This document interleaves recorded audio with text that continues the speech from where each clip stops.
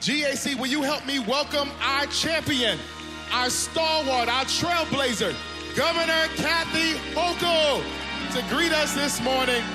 We are so grateful for her leadership, for her tenacity, and for her vision. God bless you, Governor. Thank you, thank you, thank you. To God be the praise and the glory. Amen, amen. It is so incredible to be back here today for a number of reasons. One is I'll never forget when I first became governor unexpectedly. This was one of the first churches, maybe the very first church I came to pray. And I asked you all for one thing, to keep me in your prayers.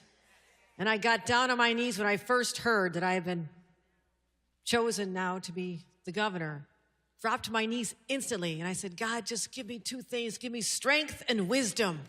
And you have prayed for that, and I am the beneficiary, and I thank all of you for being part of this journey. I'm also here for another reason. Your great pastor was in my office on Monday.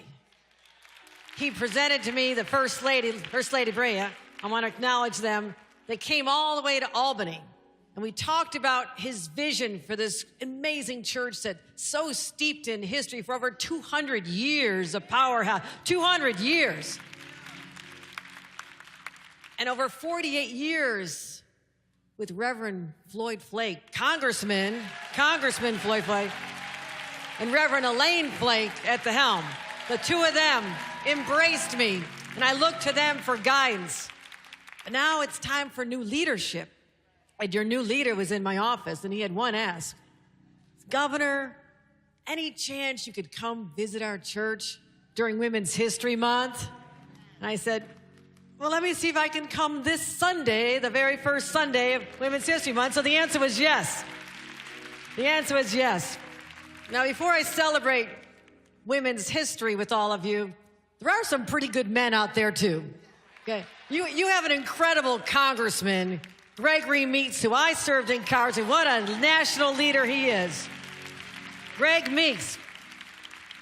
You also have one of the coolest borough presidents that ever walked the earth, Donovan Richards. I love this guy.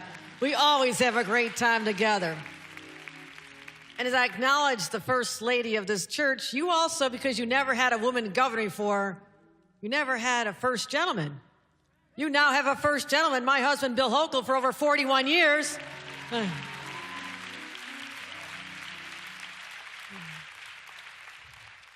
But back to the women. I have to start with Hazel Dukes. I met her in 2014 when I first started running for lieutenant governor, and my mother had just passed. I treasured my mother. She was everything to me, and she succumbed to ALS, a horrible, horrible disease. And I talked about this with Hazel, and she says, darling, I'll be your mama. I'll be your mama. So Mama Dukes was like a mother. She told me when she thought I was good, and when she didn't agree with me, she always told me that as well. In fact, I had her swear me in, my inauguration, to hold the Bible for the first woman ever to be sworn into office. I wanted to give her that honor because she has honored me. And I also was a brand new grandmother. Any grandmothers out there? Any moms, grandmothers? So we had this tiny little baby, Sophia, up on the big stage to see her grandma get sworn in. And when Hazel Dukes came out with her loud, strong voice and shouted something, the baby just lost it. She just freaked out. She's crying. So all my pictures have a screaming baby. My son had to take her away, but that's part of the story, right? It's so Hazel. And I will say this, I was with her just Thursday. I went to her apartment at her bedside, and I held her hand, and she looked up at me, and she says, I love you, daughter. You're my daughter. I love you. But be strong. Carry on the fight. And I said, Hazel, I will do that in your name. We have just begun the fight. And I'm inspired. We've had women like her who carry on the work of Harriet Tubman, Sojourner Truth, Shirley Chisholm, and so many others. Brave trailblazers who made it easier for the rest of us. That's the women's history I'm talking about. Here's what I challenge all of us, though. We think about women of history. Someday, we will be history. People in the future will look to us and say, did we pick up that torch for justice and women's rights and social justice and civil rights? Did we pick up the torch and make it glowing brighter and march forward? Or do we ignore our moral responsibility to lift up others during our limited time on earth? I know all of you are with me as we march together. And what we must do in this moment in history is to help those who are struggling. We've heard the cries for help. There are so many people that just can't keep up with inflation. How do you pay the bills? The electric costs are going up. The cost of groceries for young moms, your grandkids, diapers and formula and everything's so expensive. My budget this year has a plan. If you've got little kids, we have a way to put over $5,000 back in your pocket to make life easier for you. Reducing middle-class taxes, more money, $1,000 for kids under the age of 4, because I know as a mom and a grandma, that's the most expensive time. And we're gonna make sure that people have an opportunity for an education. Free community college for people aged 25 to 55 going into skills, because let me tell you what I know about education. Education's the reason my parents could get out of a trailer park. They struggled. They struggled. My grandparents were migrant farm workers. They were domestic servants, and my grandpa worked at the steel plant with his hands. It was hot. It was dirty work. And my father worked there as well. But when my dad got a college degree with little baby and me on the way, and they lived in a trailer, it opened up the doors for everything.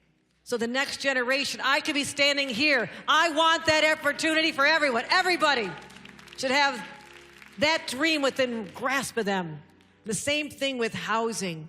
Why is it so expensive to live here? We have to build more housing, get smarter, more apartments. We have to just take care of our people. Everybody deserves the dignity of a safe roof over their heads.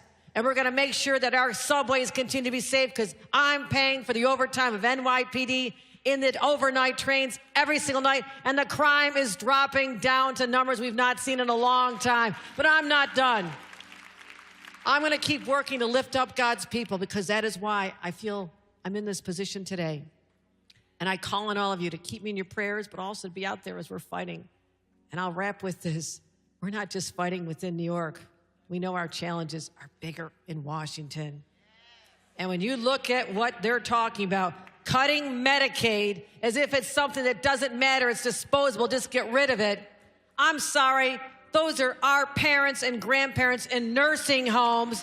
Those are our little kids who need health care. Keep your hands off our Medicaid, our Medicare, and our Social Security, or you're gonna have a Class A fight on your hands. We will stand up to you, because we are there on the side of the people. And we've just begun to fight. Thank you, everybody. God bless you.